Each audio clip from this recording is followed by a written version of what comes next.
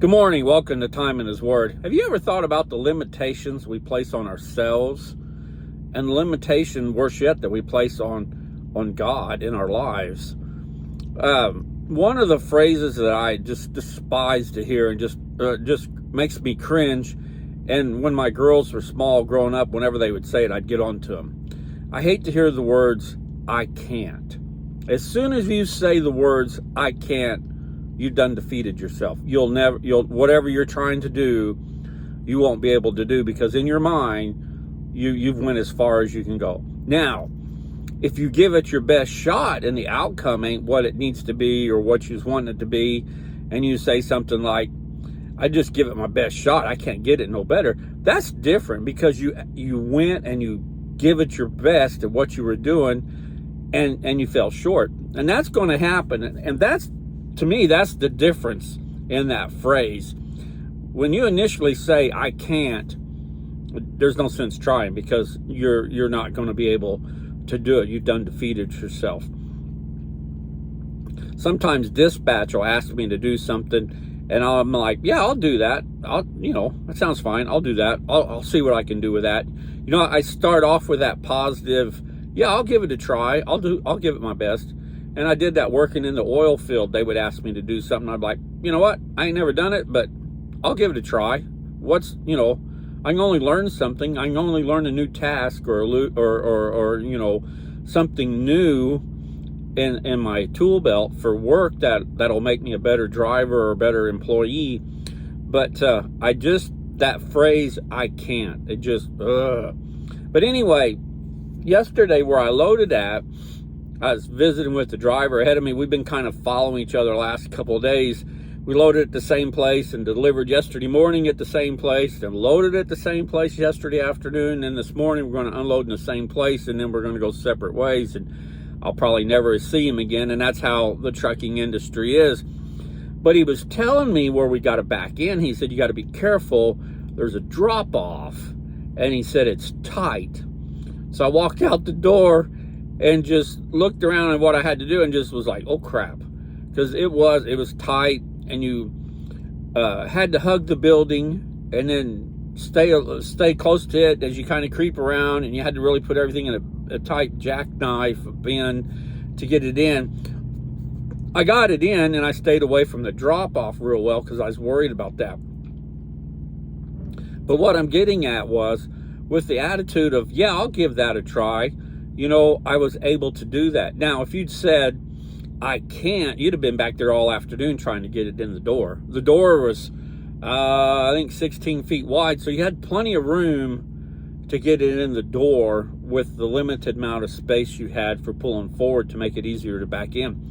But again, though, I had that mindset, "I'm going to give this a try. This will be a challenge. I can do this," versus "I can't," And we do that in the way we serve God at times. We'll feel Him urging us or nudging us to go and do something that's totally out of our realm, and we're like, I can't do that." We don't even give it a try. Excuse me. We don't even give it a try. And so we're already defeated before we start. But what if God nudges you to go? Say, for instance, you're not a public speaker, but they have at church on Sunday night, they're saying, "Whoever wants to give a testimony, come give a testimony." The last thing you want to do is get up and speak in front of people, but you feel that nudge, that urge to go and speak. So you do, and what you say affects somebody in the audience, and they come to know Christ. See what I'm getting at? By going ahead and doing something that's out of your norm, you've affected somebody positively. And we never know how or what we do is going to affect somebody else.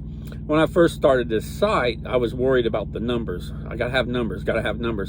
And the preacher and my mother and another gentleman at church said, "You don't worry about the numbers. You worry about the one that needs to hear the message. That's the one you pray for, and that's the one you worry about." And it took me a while to get over that, because we're all through society, we're programmed, if you're going to do something, well, you have to have this many numbers or it's not successful. Or, there's always a goal, there's always a guideline to judge success. But I'm learning in this Christian walk, there's no guideline for success, and success in a Christian walk is totally different than success outside the Christian walk. In other words, I've learned to focus the message to be for that one person that's going to hear it today and it's going to make the difference in their life. Whereas before I was worried about, I got to have more numbers. Now I don't worry about that. I pray about, not worry is not the right word, but I pray about the one person that will hear this message today and it will make the difference in their life. That's the one I'm praying for. And on the back of my trailer, I have the addresses for my Facebook page, YouTube page, and my website. And again, it didn't take off like I thought it would, but what's happened is taken off in a different way. I get a lot of thumbs up for the day. I've had a few people come up and talk to me about the back flap. So it's went off in another way that I think about, and now I don't even think about that back flap.